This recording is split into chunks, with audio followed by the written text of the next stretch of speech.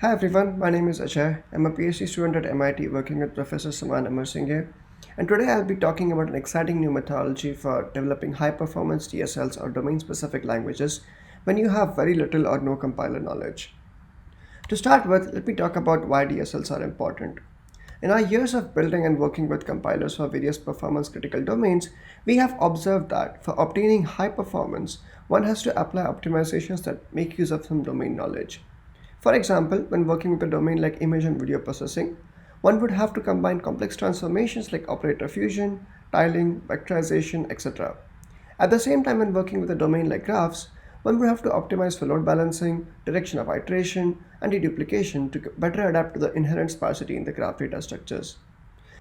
Finally, for a domain like sparse array programming, we would have to deal with code generation for various data layouts for tensors and sparsity patterns. Previously, individual DSLs such as Halide, GraphIt, and Taco have been built for these exact optimizations and are currently widely used. The common pattern here is that these DSLs are built for use by domain experts and also in collaboration with domain experts. This means that developing these languages and their compilers still requires significant contributions from compiler experts like us. Ideally, we would want to be in a world where these DSLs are built by domain experts completely on their own. Today I'll show you how to achieve this goal using our framework BuilDit. Before we get into how we use our framework to build high-performance DSLs, let us look at what are the typical steps when writing a DSL compiler the traditional way. For any language design, the first and the foremost step is to understand the domain and the kind of programs that are written, and come up with an abstraction that captures all the programs in the domain. If you have ever written a library for a class of problems, this step would be analogous to coming up with an API for your library. Typically, the next step is to implement a parser and other infrastructure like an IR or intermediate representation to represent the program inside the compiler. Following this, we implement all the domain-specific analyses and transformations inside the compiler to obtain the most optimized version of the input program. Finally, we implement device-specific code generation to be able to run the programs on CPUs, GPUs, or any other domain-specific accelerators. If you look carefully at this, you'll notice that 3 of these 4 steps actually require a lot of compiler expertise. At the same time, the domain experts are very well equipped for the first step of coming up with an abstraction because they understand the domain and implement high-performance libraries all the time. Our goal would be to automate these 3 steps in such a way that domain experts can create compilers by just implementing library. Before we answer how to do that, I would like to remind everyone about what BuilDit is and how it works. BuilDit is a lightweight multi-stage programming library in C++. In traditional single-stage programming, we write a program that we pass through a compiler to obtain an executable. We run this executable with some inputs to obtain the final output. In multi-stage programming, on the other hand, the output of this compiled executable is once again another program that we can compile and execute with a new set of inputs to obtain another program. This process can be repeated as many times as we want before obtaining the final output. This kind of an approach lets us generate a partially valid program that is tailored to a certain set of inputs and is typically more optimized than the general one. BuilDit uses the type of the variables and expressions to decide the stage in which these expressions will be evaluated.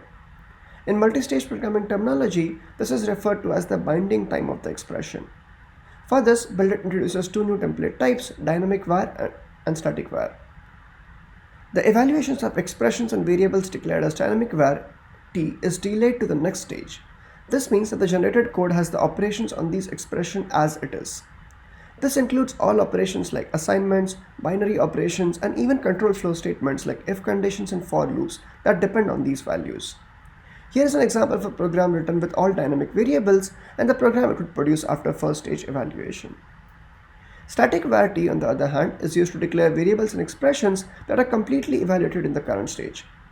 Thus, the generated code has no trace of these expressions, but these static variables and expressions can be used to specialize the code that we want to generate with the dynamic variables. Let us look at an example. Here on the left, I have the implementation for the power function that calculates base power exponent using repeated squaring. The general implementation here has a control flow like loops and conditional. Now, I have declared the base to be dynamic, which means it will be an argument to the function in the generated code, and the exponent as static, which means it will be provided in the first stage. When I run this code with the exponent as 5, this is the code that we get. Notice that since all the control flow was based on an exponent which is declared to be static, it is completely evaluated here and we don't see any loops or conditionals. Now if I keep the code the same but change the static input to be 10, the code generated changes this way. If I further change it to 15, it once again produces a specialized implementation of base power 15. We will use the same principle to build a DSL compiler with optimizations from a library. Let us get an intuition of how that works.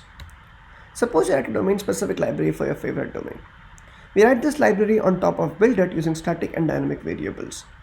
Now suppose the user writes the program using the library's operators and types and executes it. Instead of running the actual program, the executable would produce a code that runs the exact same logic as the program written. Now if you stare at this carefully, you can realize that the library and BuildIt combined together play the role of a compiler, where the program written in the library is analogous to a program written in the DSL. And this is our basic idea. But you might say, generating code is only part of a compiler. What about domain-specific analysis and transformations, scheduling or tailoring the code generated for certain inputs, and what about generating device-specific parallelized code that runs on CPUs, GPUs, etc.? These are all valid concerns, and I assure you that our framework takes care of all of these. Instead of walking you through these one by one, I would like to show you a demo of how these would be implemented for a simple DSL. The language that we will build for this demo is a simple one that generates high-performance code for some expressions like this: A of j equals B of jk times C of k.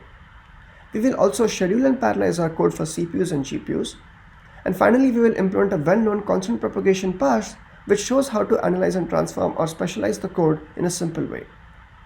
To remind everyone, an some expression like this is the short for a larger expression: for all j, A of j equals summation over all k, B of j of k times C of k.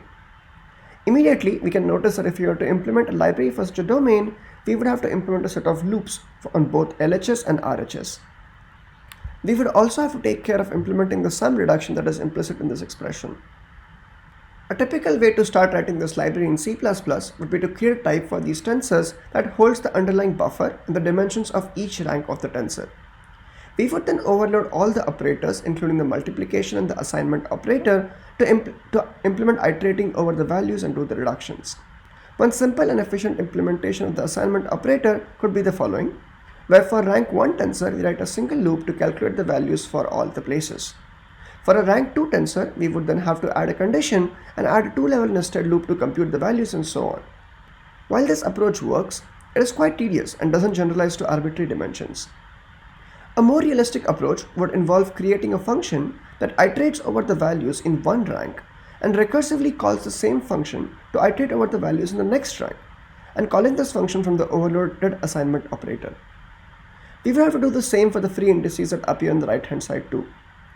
This approach is pretty easy to understand and generalizes to all ranks. But this one has a bunch of recursive calls which might be harder for the compiler to optimize. Let us see if BuildIt and staging can help us with this and get us best of both the worlds. First up, here we have a simple program written in our new DSL. We have an implementation of the matrix vector multiplication where we multiply a matrix of size m cross n by a vector of size n to produce a vector of size m. For the sake of our DSL, we'll assume that these dimensions are known at compile time to better tailor our implementation for these sizes. We declare the 3 tensors with the appropriate sizes and write the some expression that we want to evaluate.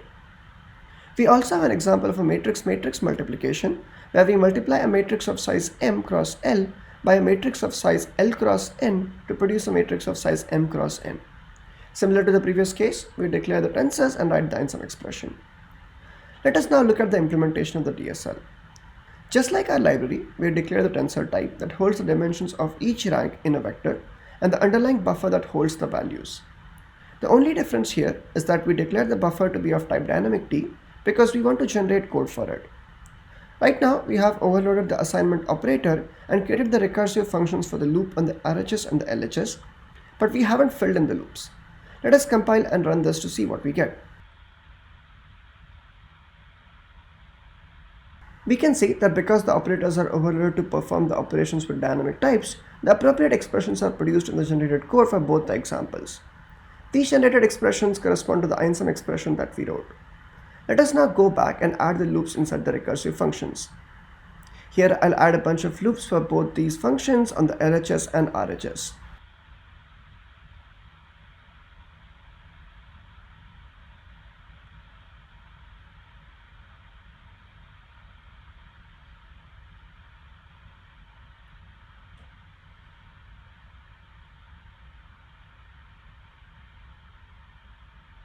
We can see that we write these loops with dynamic variables because we want them to be appearing in the generated code.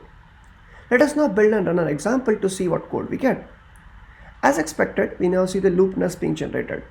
For the matrix vector case, we see a two-level nested loop, one for j and one for k. Inside the outer loop, we initialize the value to 0 and perform the sum reduction inside the inner loop.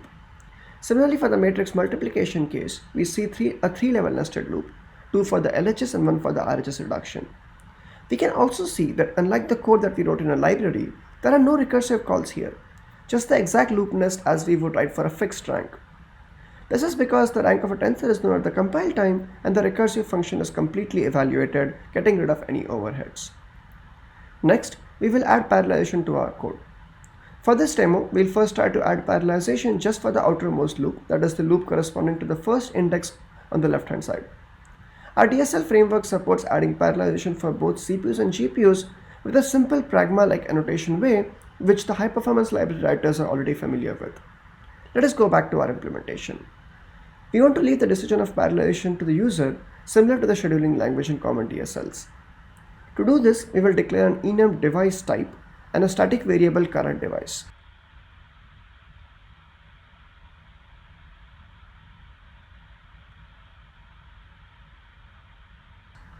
We also modify the previously written loop to add an annotation to the first loop if this variable is set to CPU parallel.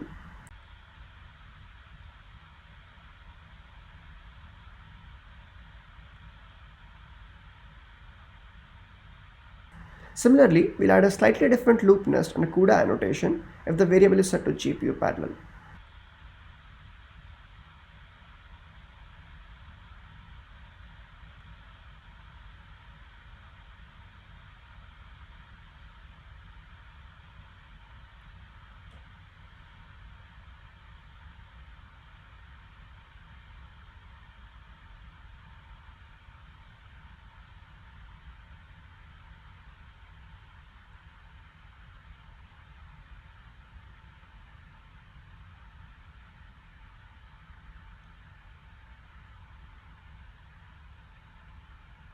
The loop nest is slightly different because GPU parallel requires a two-level nested loop to map computations to threads and thread blocks. With this change, let us build and run our example.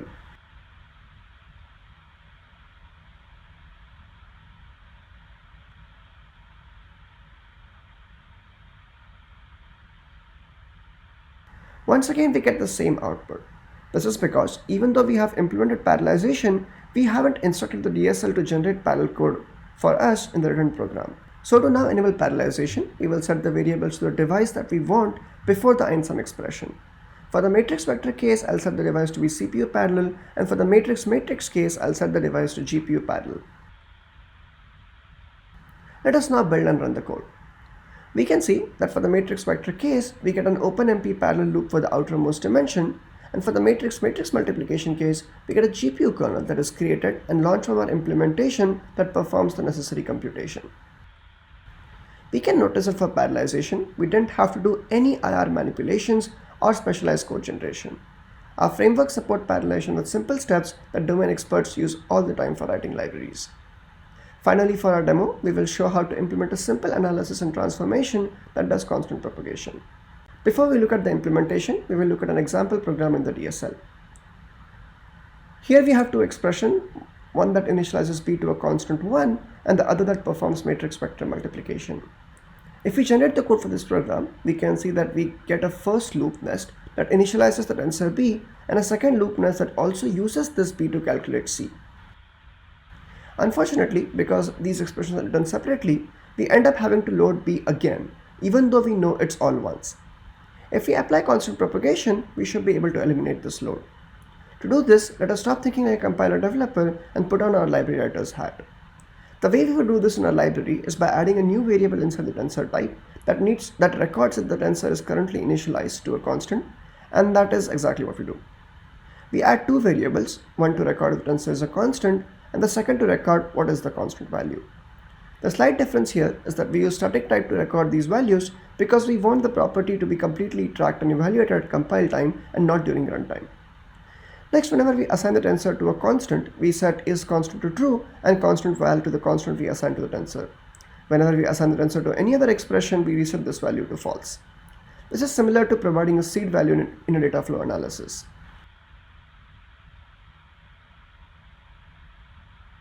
Now when we actually access these values, we check this flag. If the constant is set, we simply return the value we had recorded, otherwise we load the value from the buffer. Notice that so far we have done nothing different from a library implementation besides the static variable types for these variables. Let us now build and run our sample.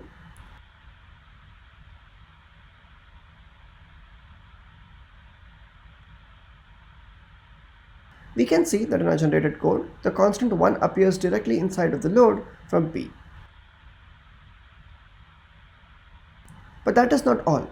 There are some interesting implications to our approach. What if we modify our sample to add a loop around the INSUM expression and assign B to C at the end of every iteration? This pattern is very common in certain solver applications. Let us build and run this again. We can see that in our generated code, BuilDit has peeled one iteration of our loop and generated a different version for the first iteration that uses the constant and then uses the value loaded from the second iteration onwards.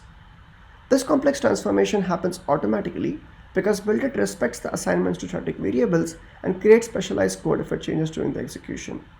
Thus, we have shown with our demo how a domain expert can generate high-performance parallelized, scheduled, and optimized code by simply writing a library and without any compiler knowledge. The source code for this demo and all the components of our framework are available at these URLs. The DSL we built in this demo is a fairly simple one that demonstrates various capabilities of our framework. But BuilDit and DSL framework is not limited to such toy DSLs. In our paper, we develop and evaluate a fully fledged graph DSL that is inspired by the design of the state-of-the-art graph DSL GraphIt. We choose GraphIt because the language is rich in features both in terms of supported types and operators, and supports optimizing the generated code for variations in algorithm and input graph types. Not only this, the GraphIt DSL supports generating code for a variety of architectures including CPUs, GPUs, and some upcoming hardware like many-core and task-based parallel architectures like Swarm.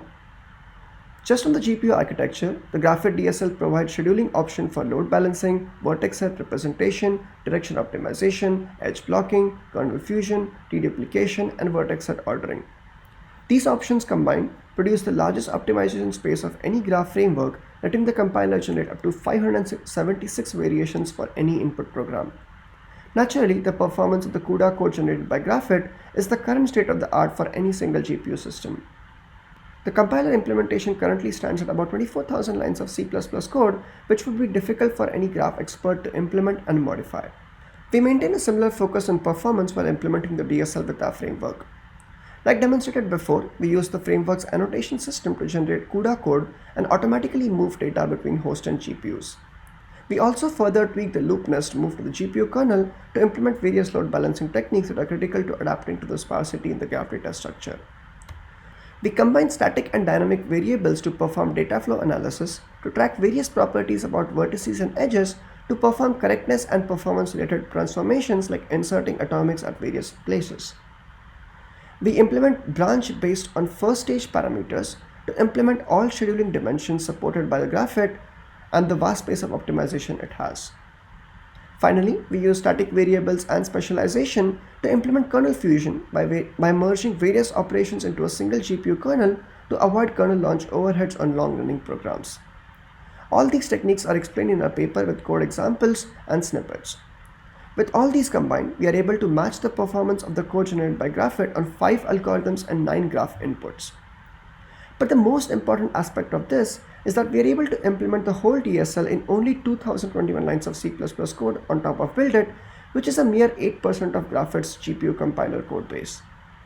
Besides being small, this implementation is like a graph library and not like a compiler, making it possible for any graph expert to use and extend as they wish. With this, I'll end my presentation. Hopefully I have convinced you that BuilDit is an exciting new way to rapidly implement DSL compilers with low effort and little to no compiler knowledge. We have made BuilDit and all the frameworks built on top of it available open source at buildit.so. We also have an online demo on our website where you can write and build BuilDit code without having to download or compile it.